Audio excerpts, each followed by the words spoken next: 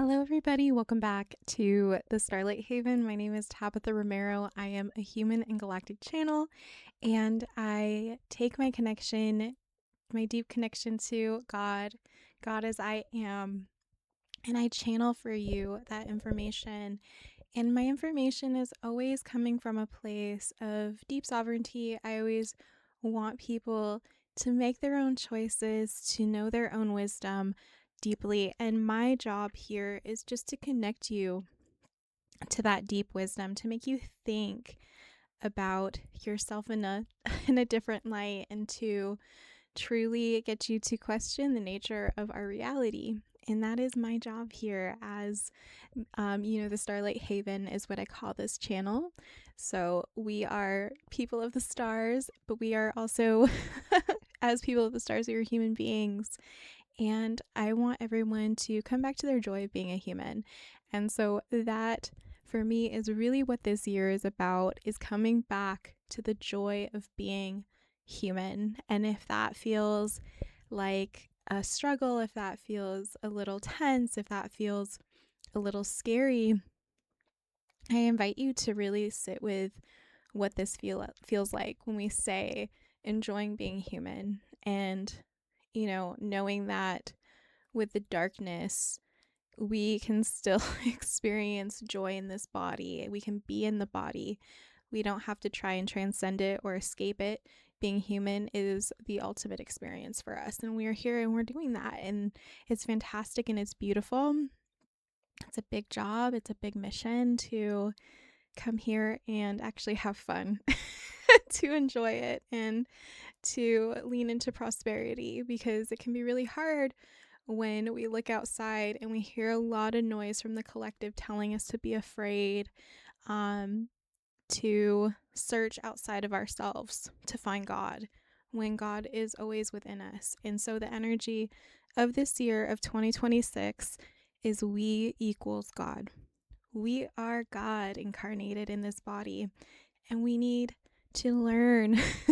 We need to learn how to own it, to really experience the power of it, because it comes with a lot of compassion for ourselves. Because instead of seeing God is higher than us, we are seeing God as within us, as the same level as us, because we are here incarnated as God itself. And that is an incredible experience. And so I have my 2026 energy report pulled up here, and I will read to you a little bit about what I really feel like is going to send us off. And we are headed into a whole new chapter for those of us who are, even those of us who aren't actively choosing to come into this experience. We are being propelled that way because we are all sovereign, and we are all choosing to experience different experiences for the shifting of the collective. So no one's experiencing, in my opinion, a higher experience than other people. Like, we all are at the same level. And so I start with the image of the collective rebecoming the innocence of a toddler. At first, we see these young ones waddling around on newly found legs, finding their footing. This is where we begin 2026. As our legs strengthen from this experience and we learn from our innate innocence, we allow ourselves to fall and get back up. And this is what propels us forward. And so it is here that we remember what it's like to be that innocent little toddler who comes onto the planet new and fresh and exploring and having fun and finding joy in the littlest of things, playing.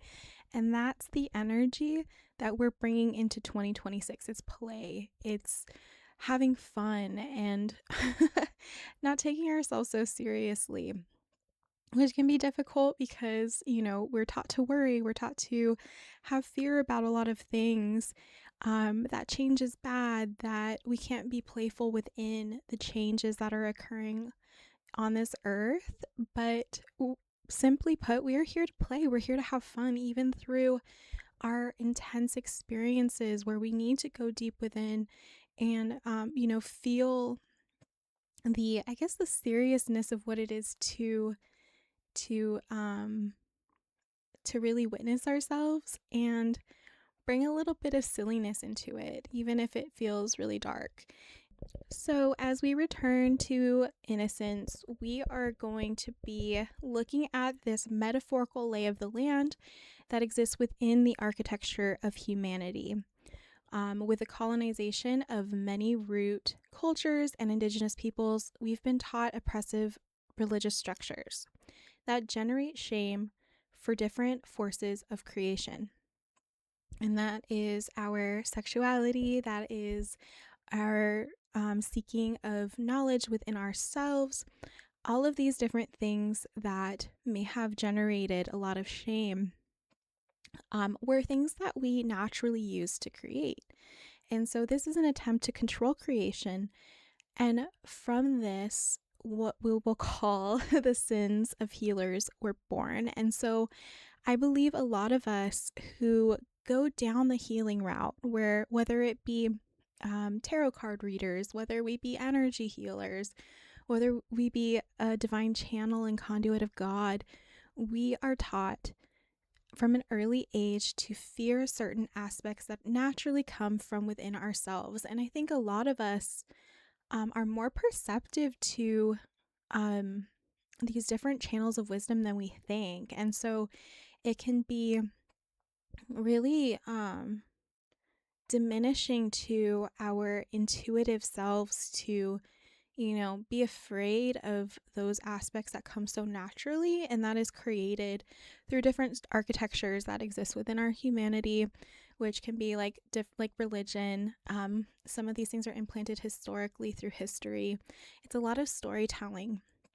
And if you look into any of my work, if you listen to my channel, you know that a lot of what has been implanted in society has been done through storytelling. And there are, of course, energetic aspects to this, but to keep it plain and simple, because there can be all of these things. There can be implants in the earth. There can be all of these crazy things that are existing, within the grid.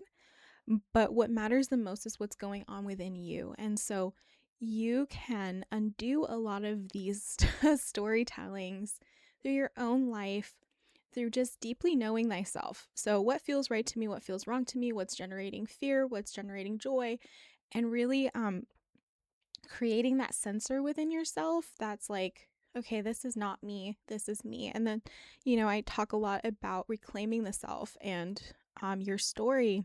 And that's a deep dive. We get to know each other.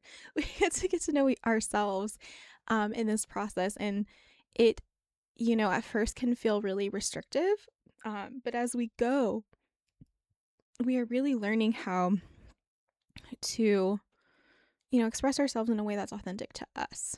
And so these different structures of religion that taught fear, these were a big part of what created the sin of healers. And so I wrote that this was simply a series of the same narrative told to the collective that would make them fear their natural connection to the cosmic force of creation. And I felt this impacting the Bible Belt in America quite intensely. Like, these are really seated there. And so that is where those people who are experiencing that the strongest will be breaking those spells as they live that and breathe that. I also wrote witchcraft as an example of, being called a witch being negative and derogatory. It being, tied to something that was constructed as satanic and all of those things, right? So this not only created fear around being God incarnated and created in the flesh, right? Where God created in the flesh, but it made the very nature of being born a sin. And so this dates back to the Garden of Eden, original sin, and the pursuit of inner knowledge. So the ancient healing crafts have been preserved in the tree of life, and they're coming through like a sunburst and reawakening our dormant practices. And the sun is an ancient technology, if you want to call it that. It feels so wrong to call it a technology. It's so organic to our being. The sun expresses itself through us, and it is doing so much in our own body system, our own body temples, to reawaken a lot of our dormant practices that are so natural to us because we are part of God. And so we are God incarnated in the flesh, choosing these experiences. And so we've had many, many lifetimes where we have been these healers, where we have been on the opposite end and we've persecuted these healers. We have been the perpetuator of, these stories of original sin, of being the spawn of Adam and Eve, and as such, being sinful and wandering around the desert naked in shame for pursuing knowledge, from wanting to know more, of wanting to experience outside of what we have been told is heaven. And so these things are reawakening within us, and we get to play in this energy and really see what is in store for us here. This is what is coming through. This is what is happening. This is how we are restoring innocence, is by looking at these narratives and really addressing them. And of course, we will see the same thing playing out in the collective. We are seeing the return of, a lot of Christian nationalism, which I'm not stating that Christianity is wrong. I'm not stating that there's anything bad about it. It is also an experience. It is a way that we connect with God and the part of God. It's just that in this case, we are seeing God outside of ourselves. We are taught to fear God. And we aren't necessarily here to be God-fearing humans. We are here to honor that we are God in the body and find joy in that experience instead of fear. Okay, so another concept that was coming in, and I say concept because we always have supporting archetypes that come in for the year. So last year we had a bit of we had the goddess Ashura coming in, connecting us with the trees in her forest, and that was deeply related to the circumstances happening in Israel, and Palestine, and the land of Jerusalem. And so this year, what we have is the energy of Rama. And so Rama was a deity, but in the context in which we were going to be speaking of it is a little bit separated. So it's going to be Ra and Ma. And so the way that I'm going to explain it is more of like a bridge. So Ra to Ma, but connecting it to our life cycle and the different things that we go through as we go through changes. And so right now, and I will also be talking about the energy of chaos, and so it kind of ties into the same concept as we talk about learning to create from innocence again. And so when we talk about Rama, we are going to be expressing Ra as a bit of sun and fire energy, and in this case, it is associated with the right side of our body. So we can think of it as more of a masculine energy, I suppose. And Ma would be representative of the self or the source of birth. And it's more connected to the moon rather than the sun. So it's just more of that feminine, masculine aspect.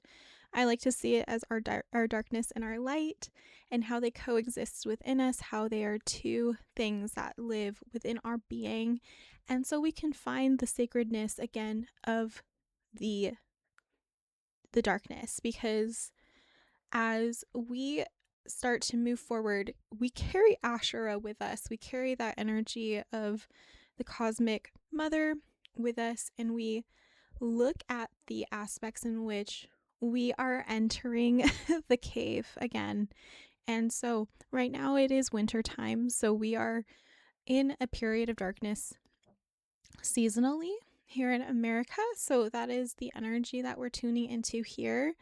It is the time that we go within our cave and we start to rebirth ourselves again. We start to prepare for a birth, for the spring. And so when I connect to the energy of the cave, I connect to the energy of the darkness of the cosmos, of the void, the energy of nothingness, where nothing has necessarily manifested yet, but where everything is created from.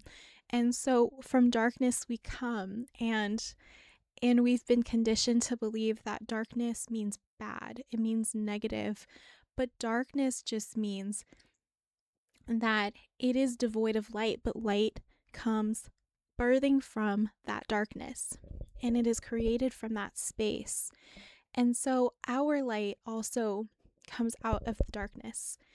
And so when we look at Rama, it says the combined meaning would be the light within me and the union of the self and the divine. And so we are looking at Ra, ourselves, our individuality, and Ma, our divinity, and we're combining those things when we even chant Ra Ma. It is the divinity of the self as the individual. I see it's almost like namaste, like the God within me sees the divinity within me. I see the divinity within you. And so we are connecting with these energies this year. We are seeing that within ourselves so we can see that within others. And it's invoking the light that we need to experience when we face our darkness and the sacredness of that darkness. So as we talk about Rama, we are talking about igniting union within ourselves. And that is the union with the God self, the remembering and the activation of that awareness and owning that and beginning to own that and seeing ourselves as worthy of owning such thing. And so, yeah, we're going to be going into this year really thinking about that and loving that. It's amazing. We are gonna Rama this year and, have so much fun doing it. And we're gonna see our birth and death cycles right before our eyes, multiple ones that we've had. Yeah. So we will be transitioning into talking about chaos, and we're going to be talking about language. And so as we have been humans on this planet, we have developed language. We have developed a system of words and vibrations, but we've also attached meaning to those things. And so that is a really strong way of making us believe certain things about certain words. So when I say the word chaos, we're thinking discord, strife, all of these crazy things that we have been taught are chaotic. We'll often describe ourselves in a state of chaos, and it's not usually a good adjective, but we are here to talk about that in terms of why we have a tendency to take these words and not look for deeper meaning within them. And so something like chaos is a really good example of what will be coming forward this year as a primordial force of creation. And so all of these things connect because it's about us returning to our innocence, learning to walk again, allowing ourselves to fall and make mistakes. But we're also connecting to, the essentially the creation story, this idea that we live in sin through our creation, and then going through and reclaiming our connection to God, Rama, the union of the individual and the divinity. And so we are taking all of these concepts and then we're connecting into the energy of chaos, which in normal language we are assuming is something that is bad, not good. But what we need to do is start to dismantle some of our language, and that seems like a big task, but it's another part of intuitively feeling into certain concepts, seeing what they feel like for us as individuals, doing our own research and seeing what's there. And so when chaos came in, it was the energy of deep feeling. Um, and it was asking me to relinquish control. It was like, hey, let it go. Really feel me for who I am and the role I play in your life. And instantly, the logical brain wants to be like, oh my gosh, well, what is chaos? Am I feeling chaotic? Is there something going on? Is something going to go wrong? And what I learned was that it has been given a bit of a negative spin. And so, what we're going to do is talk about a little bit about Greek mythology and the primordial state of chaos. And this is chaos with a K if you want to look into it yourself. And in this, it is the initial formless void or chasm that existed before creation, a vast emptiness from which the first entities, which would be Gaia, Tartarus, which is the abyss, and Eros emerged, representing the fundamental state of disorder, darkness, and potential before the universe was structured. And it is not necessarily in this case a deity, although there is a goddess of chaos, but the very space or condition of nothingness or gap that preceded all things, a limitless expanse of potential from which the cosmos began to differentiate. And so whether or not this is true, who really knows? But what I take from this is this idea that we have to really go within our own void. There is a part of us that seeks attention, that seeks love, that wants to create, and it wants to create from a place that is completely void of all things. It's like it's almost like a metaphor for like throwing everything out and starting from scratch. And, and we can keep what we love and what we like, and we can allow that stuff to still exist because it calls to us, it speaks to us, different aspects of the self. But things that don't anymore, we can throw it all to the wind and, consider it as part of who we were, but no longer part of who we are necessarily becoming. And so it's kind of like this idea that like we're shattered, right? Like that we're in so many different pieces and none of it comes together as a whole. And as we throw things out, we're not completely taking those pieces away from ourselves. We're integrating them into the body as something that was a lesson for us to learn, and we've learned it and we've integrated it. So it's not, when I say throwing it out, it doesn't mean that I'm saying like completely take those pieces away and act like they never existed. But I'm more so saying that we're taking a deep look into these parts of ourselves that we have taken as our own. And this could be, our shame, our loneliness, all the parts of ourselves that we do not like. And then we're like, this was destructive, bad things that have happened to us. And we look at those things and we can either choose to ignore them, which would be continuing to see ourselves as broken and shattered, or we integrate those pieces into ourselves as something that we love and we hold reverence for because it gave us something that we needed in this life and for probably other lifetimes as well. And so when we look in that mirror where we're like, oh, we're fragmented, we're shattered, all of these things, we have to remember that we're on the other side of that mirror and we're whole, right? It's the mirror that appears shattered. It's a reflection. It's an inverted image of who we are. And so we look at that mirror and we're like, that's broken. But then we remember that if we take a step back from that mirror, which it is useful in the cases of reflection, right? But when we take a step back, we have to remember that we're whole despite all of the circumstances that we've been through because we are connected to God, because we are God.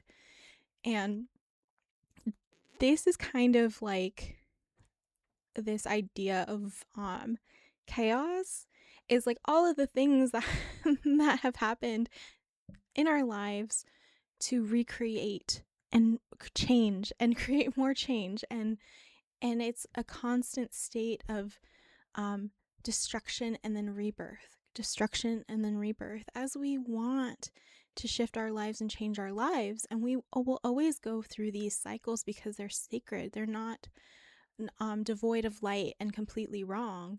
There are parts of ourselves that deserve honor and light. And that's why I say that this is a big year for tuning into our darkness, and every year will be, but we will be processing it different this year. And we will be returning to these primordial aspects of creation that exist within ourselves. And this is how we are birthing the new world, is by entering into the cave. And if you are, a woman, right, we're entering into the cave of our own womb. We birth from that cave. Within our womb is the primordial darkness that precedes light. And from that darkness, the light is born. And so we have to remember this as we move into this new stage of humanity. We are creators, and that's what chaos is. It is creation. And so we are going to be really rewriting the story of chaos. And as we see the chaos in its original terms taking course on the planet, we are able to remind ourselves that chaos is something that is happening so we can birth the light once more. And so we are becoming midwives, we are doulas, we are sitting here as we witness, and we carry the seeds of a new reality for humanity. And we do this by holding the darkness within our own void so that light can be born again. And so we are here encapsulating this experience, and it's intense. I'm not saying that it isn't hard to look at, but the grief and the sadness and the soreness, it's like it makes me a little teary-eyed sometimes, because I think about the great capacity that we have to hold so much light, right? But we also have to have the capacity to hold the darkness, and we have to believe ourselves as ready, because it's restorative there. The darkness is restorative. And so we restore ourselves and we restore our connection to God here in the darkness. And so that is like the biggest factor coming in for me for this year of 2026. We equal God.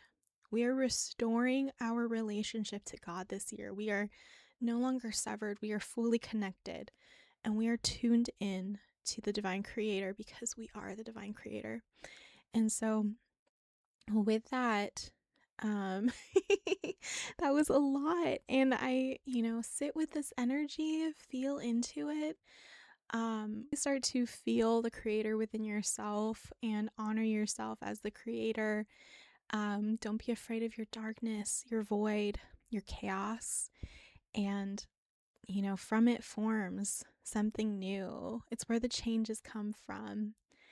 And, it's like a dance. We let the light into our darkness, and we look through the tunnels and the crevices, and we see, it's like a flashlight. We see little things, and from it we birth new. And yeah, so it's the parts of ourselves that need to be in divine union in order to create some more, and that's Rama.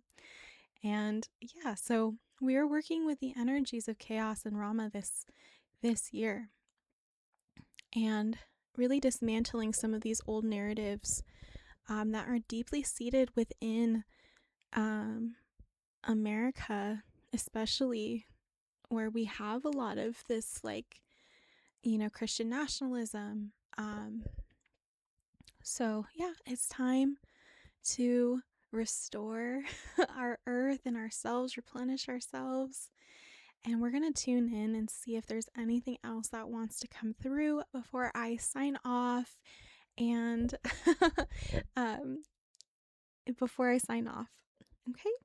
So we're going to go ahead and end this channel with some final thoughts from our families of light and love and chaos,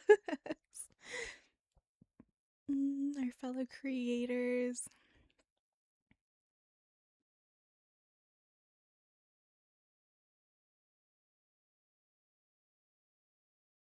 And so the fog is lifting.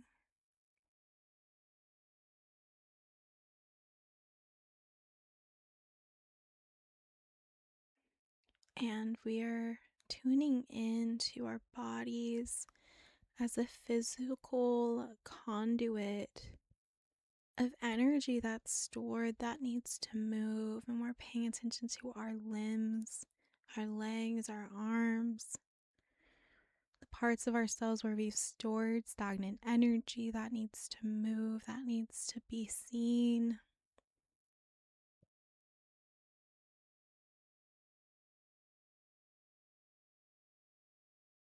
These are energies of shame, suffering, greed, the parts of ourselves that we're ashamed of. Connecting in with the energies of the devas.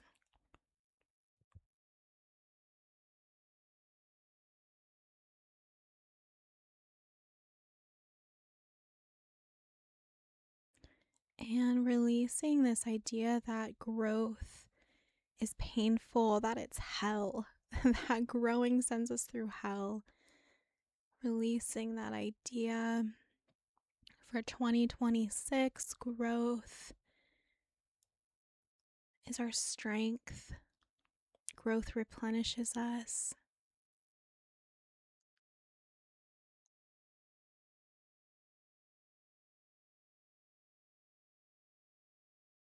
And then we're going to take a minute to really feel into the energy of the sunshine. Be grateful that it always shines down on us and through us every day.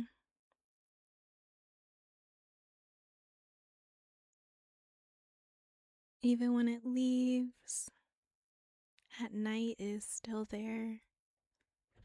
And that is this connection, this Rama, the sun and the moon,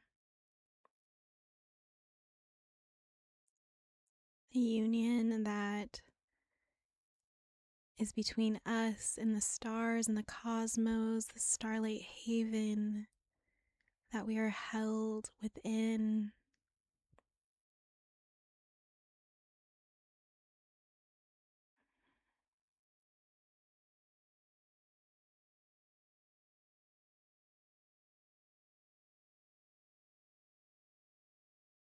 We are anchored in the stars. We are anchored in the earth. The stars help as anchor here as these beautiful beings of creation.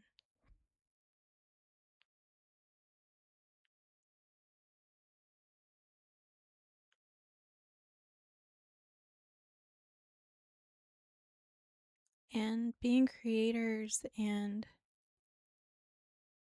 being extensions of God does not make us devoid of darkness. The darkness is important, just as important as the light. And we honor the two parts of ourselves as one unified whole.